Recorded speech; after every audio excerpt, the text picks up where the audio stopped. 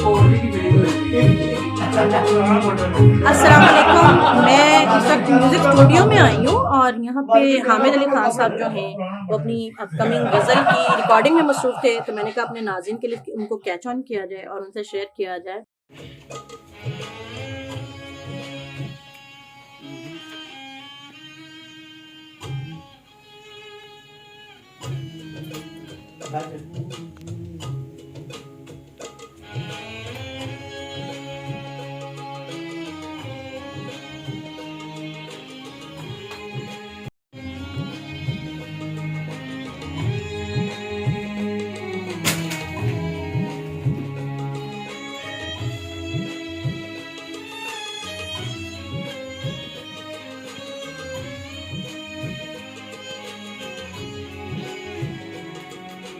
मेरा नाम गुलाम सा हीरो है और मुझे 58 साल हो गए पाकिस्तान टेलीविज़न में काम कर रहा हूँ, म्यूज़िक ही का कर रहा हूँ। हाँ जी, तब से काम कर रहा हूँ। खान साहब भी फुल जोबन में थे और हम भी बच्चे जोबन में थे, लेकिन काम करते आए। मैं म्यूज़िक ऑर्गेनाइजिंग का काम करता था, लेकिन अब 72 साल का हो गया हूँ। मेरे दिल में आया कि हीरो अपनी पहचान तो करा ली, तो अपने दिल की हवा तो तुमने निकाली नहीं। तो फिर आया, फिर जब मैंने कुछ तर्जें बनाई और जी में आया कि ये हामिद अली खान साहब से ये जोर से चुने बनी, ये हामिद अली खान साहब भी मेरी खातिर गाएंगे और मेरा भी जो सीने में गुबार है निकल जाएगा, शौक भी पूरा हो जाएगा। और काम तो बहुत किया, तो हामिद अली खान साहब का शुक्रिया, वो आए हैं अब हामिद अली खान साहब। जी सर, क्या कहेंगे आप? सर बहुत अरसे से आपके साथ काम करते रहे हैं और सिंस आप उनकी ट्यून्स भी गुनगुना रहे हैं, तो इनके साथ काम करने का आपका तजर्बा कैसा रहा और ये जो ट्यून्स आप इनके लिए गुनगुना रहे हैं ये कैसी ट्यून्स है? नहीं, अच्छा बना, सोच तो इसकी अच्छी है। मैं तो खैर दोस्ताना या इकट्ठे काम बहुत अरसे से कर रहे हैं, जैसे बोला इन्होंने।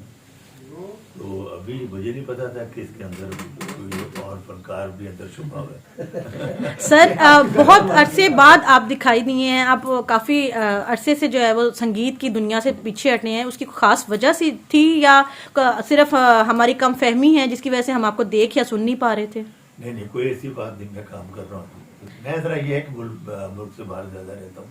जी सर, आपका कोई अपकमिंग प्रोजेक्ट जो जिसके बारे में आप हमारे नाज़रीन को बताना चाहेंगे, कौन सा अपकमिंग प्रोजेक्ट है? मैं काम कर रहा हूँ जी, रिकॉर्डिंग कर रहा हूँ, गज़लें गा रहा हूँ,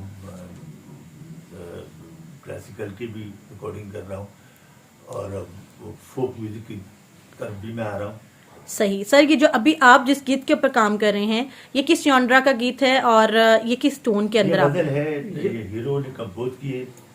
तो ये बताएं। बाकी मेरे दिल में है कि मैं पीटीवी में काम करता हूँ ना, मैं तो दूसरे चैनल पर गया ही नहीं, क्योंकि दिल में, क्योंकि मैं बड़े चैनल का नमिता हूँ, तो चैनल पे जाऊँगा तो नहीं जाना चाहिए थी। खान साहब ऐसे गाले एक ही है ना जी। हाँ जी, तो मेरे दिल में आया कि मैं काम करूँ। अब मेरे दिल में आया कि इसकी मैं एल्बम बनाऊँ एक। हाँ जी, और ये पीटीवी के लिए वो एमडी साहब के पास जाएं, उनके ये अप्रूव करके ना ये इसको काम चलाएं, तो आपको पसंद आए तो आप भी कांटेक्ट हमारे साथ कर सकते हैं। बेशक बेशक। सर काइंडली ये बताइएगा, हामिद साहब आप ये बताइएगा कि इस तरह के हमारे जितने लेजेंड जो काम करने वाले हैं, जब म्यूजिक कंपोजिशन पहले होती तो इन लोगों की बहुत अहमियत थी, लेकिन जब से ये ऑटो ट्यून का जमाना आया है कहीं ना कहीं इन जो भी हमारे लोग हैं, फनकार हैं, इनके साथ ज्यादती हो रही है। आपका इस बारे में क्या कहना है? नहीं, वो ठीक है, काम तो हो ही रहा है, पहले भी होता रहा है बहुत, बल्कि पहले बहुत अच्छा काम हुआ है जो जिन लोगों ने किया है, जो बड़े बड़े फनकार थे, जैसे अमान अली खान, फतेह अली खान, मेहदी हसन साहब, मैडम नूरजहां, ये बड़े लोग थे, सलामत अली खान, अली खान साहब। तो अभी भी हो रहा है, काम तो चल रहा है, लेकिन ये है कि मैं आवाम को इतना ज़रूर कहूँगा कि देखो, इन लोगों में फ़र्क होता है, फ़र्क को पहचानो, कौन फनकार किस लेवल का है। वाह वाह वाह, माशाल्लाह। एक जैसा ना सबको बनाओ, ना वो बनेगी, ना सर, बन सकते सर पहले पुराने साजिंदों के ऊपर काम होता था, पुराने साज थे, सुरीले साज थे, और अब वो जो बहुत शोर वाला जो सुर आ गया है, लोग सुनना पसंद करते हैं। क्या आपको लगता है कि लोगों के कान भी बेसुरे हो गए हैं? हम उस लिहाज से तो फिर ऐसे ही है जो आपने कहा। हाँ, जैसे आप सॉरी आपको आपकी बात को मैं आगे बढ़ाता हूँ। जैसे आप ये रिकॉर्डिंग देख रहे हैं, वायलिन बज रहे हैं, तो तबला प्रैक्टिकल साथ बज रहे हैं जो से आजकल नहीं बजते, तो प्रैक्टिकल साथ नहीं होंगे तो मौसीकी का कैसे मजा आएगा। जी बिल्कुल। और मेरी जान प्रैक्टिकल वायलिन फ्लूट तो तबला बेसिकली यही है म्यूजिक का। तो जब इन लोगों ने इन्हीं को मार दिया तो कैसे मजा आएगा।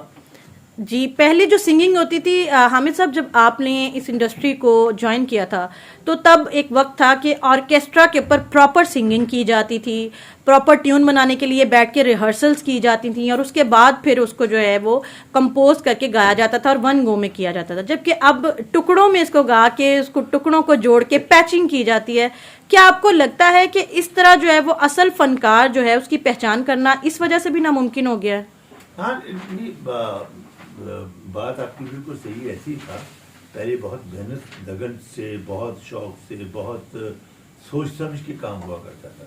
अब वो भगदड़ मची हुई है कि बस जल्दी से रिकॉर्ड करें। और हम भी कहते हैं ठीक है जैसे, लेकिन जो करवाने वाले लोग अच्छा काम वो उसी तरीके से अभी भी करवाते हैं, लेकिन बहुत कम।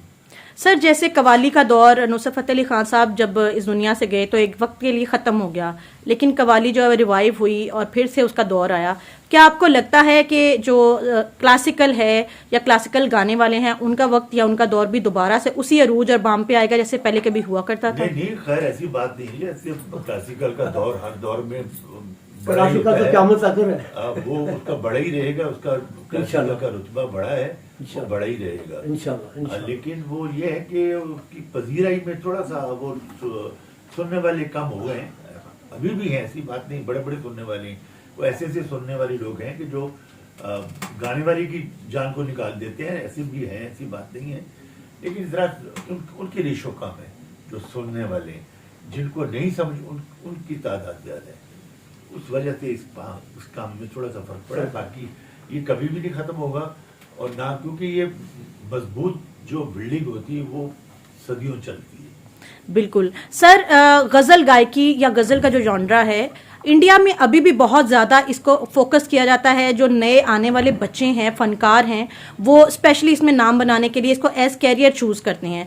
जबकि हमारे यहाँ पे जो अभी नई जनरेशन आ रही है वो बाकी जॉनराज के म्यूज़िक को तो करना प्रेफरेंस देते हैं, लेकिन गज़ल को कोई इस तरह से नहीं तवज्जो दे रहा है। इस बारे में आप क्या कहेंगे? नहीं, देखिए, गज़ल गानी मुश्किल भी तो है ना, हर किसी के बस का रूप भी नहीं है। ठीक है, जो लोग इस पे मेहनत करते हैं वो गा भी लेते हैं, गाते भी हैं, बहुत से लोग हैं, ऐसी बात नहीं। लेकिन इनमें नाम कम है, जो बड़े नाम है, हाँ जी, वो कम है। वो तो फिर अल्लाह की मेहरबानी होनी चाहिए। अब पहले तो फिर उसका काम आता है। पहले उसका कर्म, फिर उसकी मेहनत या उसकी जो रियासत होती है वो आगे आती। तो ऐसी बात ही है, अभी भी हैं लोग जी। ये है ना, आपने गजल की बात की। अब इस काम को फैलाने वाले हैं लोग। ये हमारे कामलीन साहब पाकिस्तान टेलीविजन के 8वें ग्रेड 9वें ग्रेड के प्रोड्यूसर, हाँ जी। और इन्होंने मुझे तब्दील जी के हीरो, यार ये काम करो, मैं तुम्हारे साथ हूँ और सारा काम करेंगे। सर, क्या आपको लगता है कि पाकिस्तान में म्यूजिक को क्योंकि प्रॉपर इंडस्ट्री का एक दर्जा नहीं दिया गया, ये भी वजह है कि हमारे जो सिंगर हजरात हैं वो इसको बाकायदा प्रोफेशन के तौर पे लेके नहीं चलते हैं, कहीं ना कहीं अपनी ज़िंदगियों में मसरूफ़ हो जाते हैं और आप जैसे लेजेंड फनकार जो है वो फिर पाकिस्तान को छोड़ के बाहर चले जाते हैं? नहीं, ऐसी देखिए जी, बाहर हम कोई सारी ज़िंदगी के लिए थोड़ी जाते हैं।